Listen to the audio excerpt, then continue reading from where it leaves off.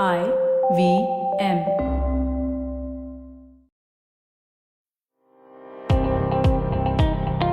Welcome to All Things Policy, a daily podcast supported by Pragati, a flagship media initiative of the Takshashila Institution. We're a bunch of policy nerds based in Bengaluru, and we like to bring a fresh perspective to Indian affairs and an Indian perspective to global affairs. So grab a cup of coffee, sit back, and join us for today's chat. Hello and welcome to All Things Policy. I'm Manoj Kewalramani, and today I have with me a very special guest all the way from Berlin, Temur Umarov, who is a fellow at the Carnegie Russia Eurasia Center. His research focuses on Central Asian countries' domestic and foreign policies, as well as China's relations with Russia and Central Asian countries. And that's going to be the subject of our conversation today, to try and understand what exactly is it that China and the Central Asian countries want from each other. What's the role of Russia in this entire ecosystem? And where do India's interests fit in? And does India even see itself as a major player in the region, given that we've seen a summit in the recent past between India and Central Asia? But to begin with first, Temur, let me welcome you to this conversation. Thank you so much for joining us. Thank you very much for having me. It's a great honor to be here. Before we get into the weeds of the relationships between these five Central Asian countries and China and the rest of the geopolitics around it, can we sort of have a sense of, how did you get into researching this region? How did you get into studying China and Russia, and why? What drove you towards this? So for me, everything happened naturally. I am from Central Asia. I was born in Uzbekistan, Samarkand. And from my childhood, I was surrounded by many different examples of Russia's influence in the region, of China's influence in the region. And I was just a curious boy that would kind of pay attention to many tiny details of that. Later in my life, I went to Moscow to get my undergrad, and then I studied in China for my grad school. So this was also something natural for me to do. Both of my bachelor and master's degree are in international relations, focusing on China. And when I started my master's degree, I also started internship at Carnegie Moscow Center and then Carnegie Tsinghua Center in Beijing. So it just happened that I ended up to be working for Carnegie at that time. And I started to write about my own region, about Central Asia and its relationship with both of these two big powers of influence in the region and also other parts of the world. So this is my story, and this is something that I've been doing since then. Did you growing up see a change in your markets in terms of presence of Chinese or Russian products and the shift from, say, what were Russian products, given that the region was part of the Soviet Union, to eventually, greater Chinese presence in terms of just commerce?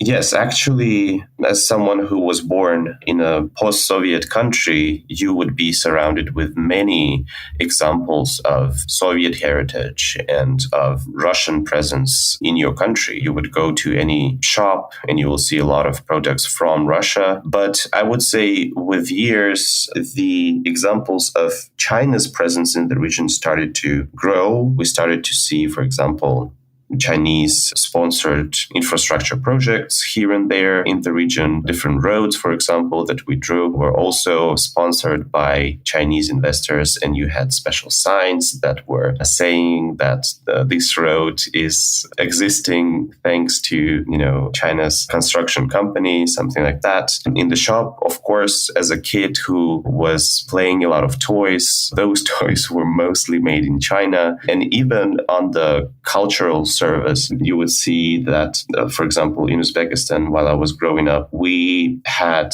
Uzbek national TV broadcasting Chinese TV shows translated into Uzbek. And my grandma, for example, she was a huge fan of several Chinese TV shows that I also used to watch while I was waiting for my parents to pick me up. So some anecdotal examples from my childhood show that, it's just visible everywhere. The presence of Russia, of course, and the growing influence of China. So let's now look at essentially what this has meant for the politics, because this change's influence has also brought in, it's a product of changing Chinese interests and expanding Chinese economy. So where exactly when we look at Central Asia, I think the first thing that comes to mind is essentially a security dimension in terms of China's interests with regard to Central Asia. And with, of course, the last 2+ decades now of the war on terrorism and so on and so forth, the sense is that and China's tried on Xinjiang in the recent past, the sense is that, okay, this is predominantly a case of instability and security, essentially import of threats coming through Central Asia. And that's what I would presume the primary prism is in terms of how Beijing looks at this part of the world. But if you could sort of explain to us, what are China's primary interests and how have they evolved since these new states came into being after the fall of the Soviet Union? Yes, actually, if we go back 30 years ago to the moment when Soviet Union collapsed, for China, when it comes to Central Asia, it was a big, shocking event. China was very much, in the very beginning, interested into having security guarantees that Central Asia wouldn't become a source of instability for its own national security. So I would say if we want to think about what is the main priority of China in Central Asia, it will be security. Just because, back in the early 90s, China found that on its huge border, there is no longer one united country, but many different ones. And most importantly, Central Asian countries were not like Russia. These countries are dominated by ethnically Turkic people that speak Turkic languages, that culturally, religiously are very close to Xinjiang. And Xinjiang already at that time for Beijing was the kind of main sensitive area that would bring a lot of problems for Beijing's political stability. And the nightmare scenario for Beijing would be if activists and separatist movements in Xinjiang would find support in newly appeared Central Asian political regimes. So from the very beginning, China was investing a lot into getting to know who are the people who are ruling political regimes in Central Asia and making sure that those political regimes are friendly towards Beijing and are on the same page when it comes to security questions of China. So this was the beginning, and many talks that were happening back then between the high-ranking officials of Central Asia and China were mainly focused on the question of just basic stability and basic questions of, getting the sense of the border between Xinjiang and Central Asia. So what China did back then was to make sure that the border is safe. No one has any disputes over it. Central Asian countries didn't feel courageous enough to deal with China one by one. That's why they decided to create this Shanghai 5 organization, which is right now became Shanghai Cooperation Organization that everyone knows. But back then it was only 5 countries, 3 countries of Central Asia that border China: Kazakhstan, Kyrgyzstan, and Tajikistan, China itself, and Russia. And this was the way Central Asian countries dealt with border issues that appeared after the collapse of Soviet Union. And eventually it became the main organization that would deal with the security cooperation between China and Central Asia. After that, I think when China was 100% sure that all of the political regimes in Central Asia are friendly and are on the same page with Beijing when it comes to main security questions, came another second layer to the cooperation, and it will be economy. And here we see that China was investing a lot into energy sector of Central Asia, building pipelines from Kazakhstan oil pipeline in the middle of 2000s, a bit later between Turkmenistan and China, the gas pipe that goes through Turkmenistan and Kazakhstan. And till today, they're building the already 4th line of this pipeline. So many actually pay much more attention to the economic presence of China in the region. But I think the amount of China's presence in security is underestimated, because security was in the first place the priority of Beijing here in Central Asia. And also, security is important not only from the point of view of stability in Xinjiang, but also from the point of view of the threat from Afghanistan. Afghanistan is out there. It borders 3 countries of Central Asia. And here, China focuses a lot on cooperation with Tajikistan, because Tajikistan is a unique country in Central Asia that borders both Afghanistan and China. And Tajikistan's army considered to be one of the weakest in the region, and its border with Afghanistan is one of the most unsecured ones. It's huge, it's mountainous, it's very difficult to control. So because of that, we see that unlike any other Central Asian country, Tajikistan is ready to cooperate with China and go further in this cooperation. And we see examples of it, of Chinese People's Armed Police bases situated on the border between Tajikistan and Afghanistan, and other examples that do not exist with other Central Asian countries. That's fascinating. That was going to be one of my questions to you in terms of security cooperation. In the last couple of years, we've seen in 2021, there was a report that came out about a police post being built on the Tajik border with Afghanistan, with Chinese personnel apparently being part of that. Have there been any other sort of such models where Chinese police law enforcement cooperation has required, or Chinese armed forces have been engaged in some sort of presence, if not permanent deployment, in other Central Asian countries? Actually, when it comes to security cooperation between China and Central Asia, I would say that law enforcement agencies are the main institutions that China and Central Asia base their security cooperation upon. From Chinese side, People's Armed Police are the main kind of go-to institution from the Central Asian side.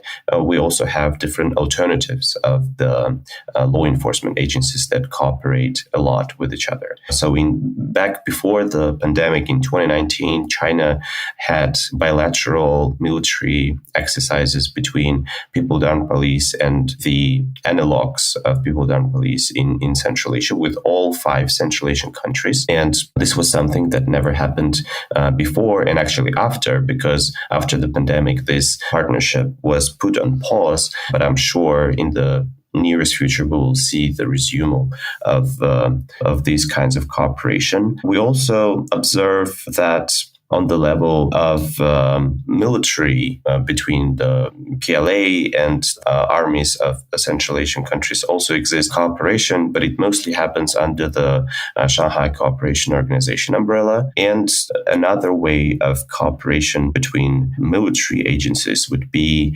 different exchanges of views on the security questions here in Central Asia, and also the education programs that PLA provides for officers of Central Asian military and armies. Rather than, apart from these kinds of cooperation, there is also the export of China's military equipment. And here, 2 main importers of China's military technologies and China's military arms would be Uzbekistan and Turkmenistan. These countries that are not so much dependent on Russia as other Central Asian countries. Statistically, they buy more arms from China than from Russia starting from 2014. And apart from that, there are also other different ways of China's presence in security dimension of Central Asia. For example, in Kyrgyzstan, which is also an interesting country in the region where coups d'etats happen almost every 5 years, China's private security companies exist, and they provide security to Chinese investment projects because China cannot depend on Kyrgyzstan's military or law enforcement agencies. And the example of that was in 2016 when Chinese embassy was under a terrorist attack in the capital of Kyrgyzstan in Bishkek. So after that, China pays much more attention to the security of its citizens, of its companies and investment projects in Kyrgyzstan. And one of the big pillars in it would be China's private security companies. Yeah, so in a nutshell, that would be the security picture of cooperation between Central Asia and China. That's quite expansive, the range of security cooperation from law enforcement to private security agencies to even the PLA being involved from weapon sales. So that's quite comprehensive. And no wonder, I think, when we look at this idea of a global security initiative that the Chinese have put out, one of the thinking on this is that if you want to look at how and where this is likely to be implemented or what the components are likely to be, often people talk about looking at Central Asia, because this is where perhaps China's security cooperation in some ways is fairly advanced compared to, say, many other regions of the world. I wanted to get to one other question before I move to what the Central Asian countries demand and what the leaderships from them seek from China. You talked about how over the past 30 odd years, Beijing has sort of cultivated a relationship with different leaderships across these regions, and each of these essentially are autocratic governments, or authoritarian governments, and Beijing has managed to cultivate a relationship with them. I mean, I remember covering the summit that happened last month, and there was a lot of recognition of how many gifts and how many awards and recognitions have been exchanged, how each country has honored Xi Jinping in a different way with their highest sort of honors. So there is this personal relationship that's also been cultivated with the leadership. Yet, when I was reading the individual meeting reports with the individual leaders when they visited China last month, all of them in their reports, at least how Xinhua reported them, endorsed Xi Jinping's key initiatives, the Global Development Initiative, Security Initiative, and the Civilization Initiative. But we didn't see any of that in the reporting on the meeting between the Turkmen leader and Xi Jinping. Is there a dynamic where there is proximity with some others, whereas with others there is much more frostiness, but it's because the relationship is together, therefore they are managing it. What's the dynamic in these sort of equations, in the personal equations? Turkmenistan is a fascinating country. I think the fact that Turkmenistan did not endorse different ideological global initiative or thoughts of Xi Jinping about everything in this world is just the fact that Turkmenistan's main strategy in foreign policy is neutrality. And Turkmenistan, in many cases, does not involve into different kinds of initiatives and different kinds of projects or plans that other countries come up with. So I think it just has to do with Turkmenistan's own priorities in foreign policy. But other Central Asian countries are happy to fall under China's discourse power and happy to say what China would be happy them to say. And in this question, actually, in the last several years, we see that more and more Central Asian countries use certain terminology when it comes to meetings with Chinese counterparts, which they actually do not do with Russia.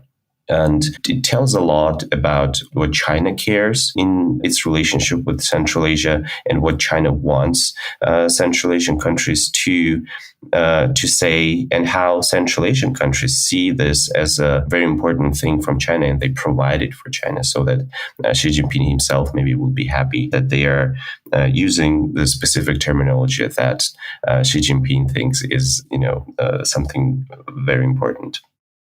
Stay tuned to All Things Policy. We'll be right back after a short commercial break.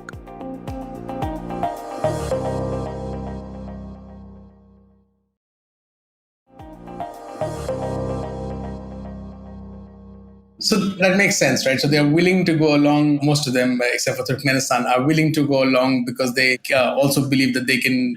What are their interests? Is it just regime continuity, which I presume would be a primary interest? But how much of this is also trying to look at what sort of economic gains can be materialized?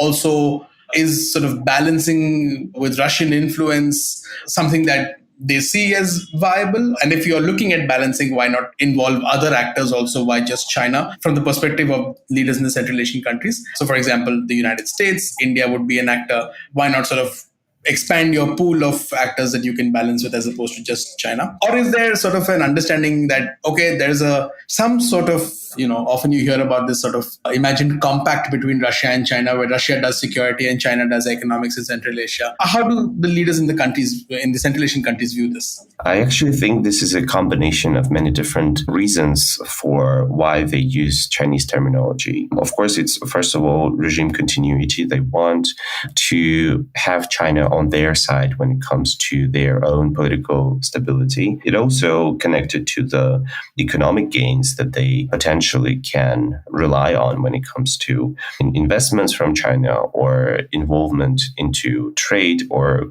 China being ready to open some sectors of its own market for Central Asian producers. It is also a balancing between Russia and China. And I think most importantly, this happens because Central Asian countries understand that involving into different initiatives of China and using Chinese terminology doesn't put any additional responsibility on them. Because, for example, if you say that you support global security initiative or global development initiative, it doesn't really mean anything. You don't have to do anything in return. You don't have to invest anything into this initiative. And it doesn't really mean that it puts you in a certain limit when it comes to your further foreign policy direction. So I think that this is the way of thinking in Central Asia, that it just would be pleasant for Xi Jinping to hear that. Why wouldn't we do that if it doesn't put any additional responsibility on us?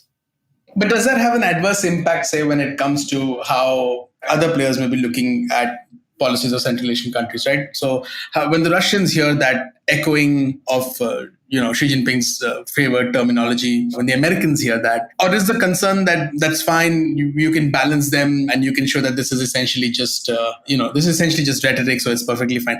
What is the impact of that on, say, the Russians when they hear this?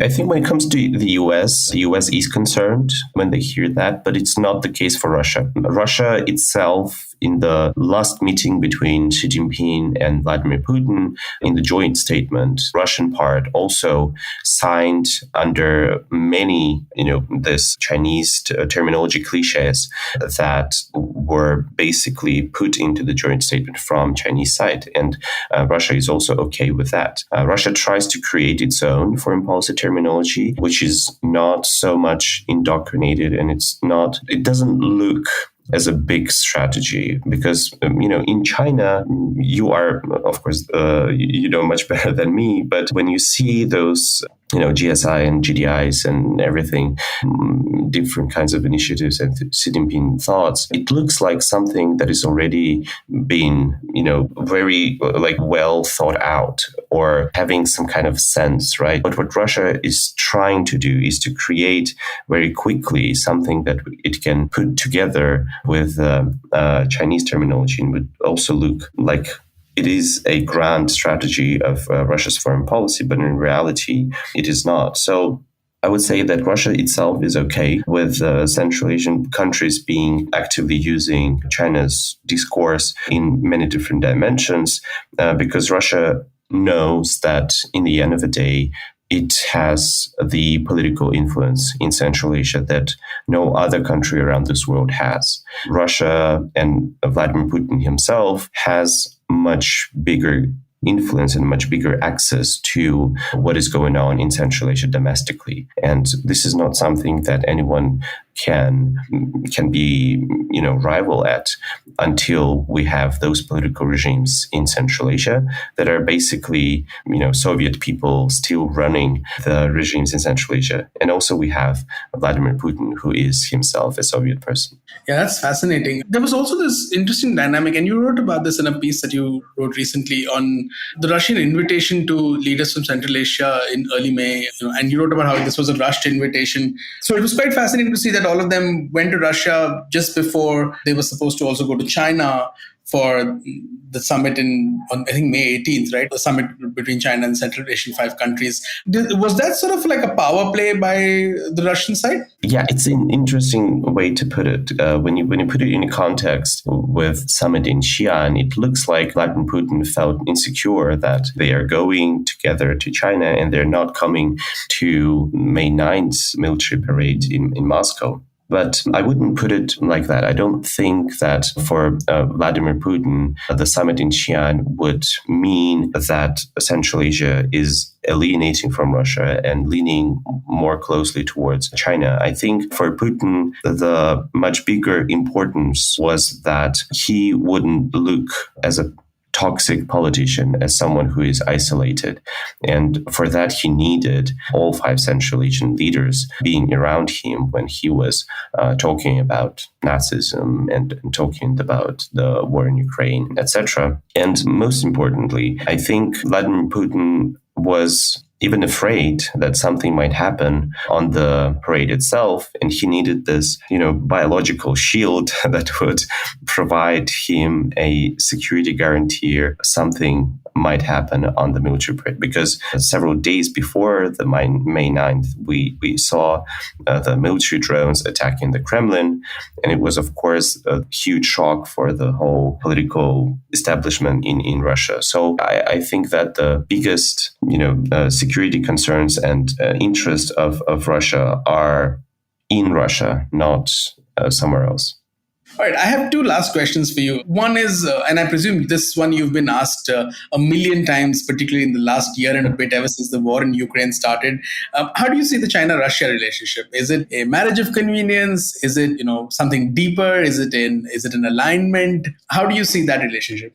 I used this terminology several times already, but I will use it again. I think it's a strategic bromance, because if we wouldn't had Vladimir Putin and Xi Jinping in power, and they wouldn't have so much in common, and they wouldn't have such a great rapport with each other, we wouldn't have seen a strong partnership between China and Russia. And it also strategic because this is not only about their personal relationship, but also about objective reasons for China and Russia be together. They have huge border. Their economies are very complementary towards each other, and their political regimes are very not like liberal democracies. Let's put it that way. And those questions, of course, bring them closer together. But the anti-Americanism, both in Russia and in China, is something that is creating this additional glue between these two political regimes that is something that they can consolidate around and work closely. So my terminology would be strategic bromance. All right, fair enough. My final question is, given the depth and the complexity of the relationship between China and Central Asia, and of course Russia's engagement in the region that we've talked about, what could actors like India be doing? Because India, say for today, I think it has historically also seen the region as important, but as difficult to access. And yet there have been some changes, right? India is now part of the SCO. There was an India-Central Asia summit that was held some time back. Our trade with Central Asia is still extremely low. I think $2 billion. That's what the background note from the Indian Parliament tells me that our trade is, which is very, very small compared to, say, China's $70 billion worth of trade. So what can countries like India do? And would greater Indian engagement be something that Central Asian states would welcome? Yes, I think one of the biggest obstacles when it comes to India and Central Asia would be geography. Between India and Central Asia, there are a couple of unstable countries, and that don't contribute to the growing intra-regional cooperation. But even with that, I think there are plenty of things that India can be very good at when it comes to cooperation with Central Asian countries. And what we also should understand is that Central Asia is very much interested into having alternative partners. A nightmare for Central Asia would be so much dependent on Russia and China, so that their space of maneuver would be shrinking, considering that China and Russia themselves are getting closer with each other. So here, India, first of all, can be good at those spheres where India itself is very good at. It's medicine, it's healthcare, and also IT technologies. This is something that India has already been doing in Central Asia. We have a big flow of tourists from Central Asia going to India to get some very sophisticated surgery or something like that. This is something that India is very important for Central Asian countries. And also when it comes to pharmacy, Indian drugs are everywhere in Central Asian countries, and they're considered to be of a good quality and also cheap in price. So compared to other rivals, India here has the upper hand. But also, unlike China, India has much better reputation in Central Asia. Its soft power is underestimated, I think. In Central Asia, everyone loves Bollywood. And even from the Soviet period, we even, for example, in Uzbekistan, have a special TV program where the singing context, but the main focus is on India. So you have to lip sync on very famous Indian songs from Indian Bollywood movies.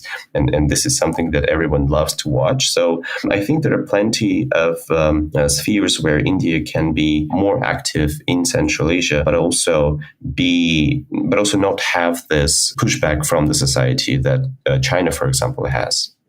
Yeah, that's fascinating. I think that's something that successive Indian administrations should be actually pushing more on. It just the impact of the cultural industry that India can work with, and that can bring lots of employment opportunities and economic opportunities, particularly as more Indian films and television gets shot outside the country. So that's fascinating. I think pharma, healthcare, entertainment, culture are areas where I think those are low-hanging fruits, I think, that can be picked. Temur, thank you so much for this conversation. This has been fascinating. I think it'll be extremely informative for all our listeners to just get a sense of the complexity of the region. And I think we've just scratch the complexity of the region, because there are 5 countries in Central Asia, which each, like you, at least we talked about Turkmenistan, have their own individual impulses too. So getting into all of that obviously will take much longer. But this has been fascinating, and I hope that we can continue this conversation down the road as things continue to develop.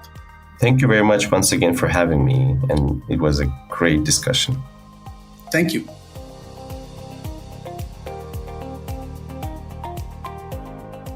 If you liked our show, don't forget to check out other interesting podcasts on the IVM network.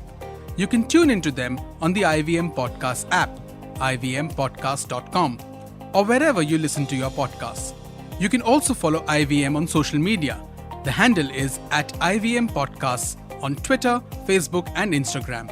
And hey, if you'd like to dive into Takshashila's research on technology, strategy, and economic affairs, check us out at our Twitter handle @TakshashilaInst, or our website takshashila.org.in.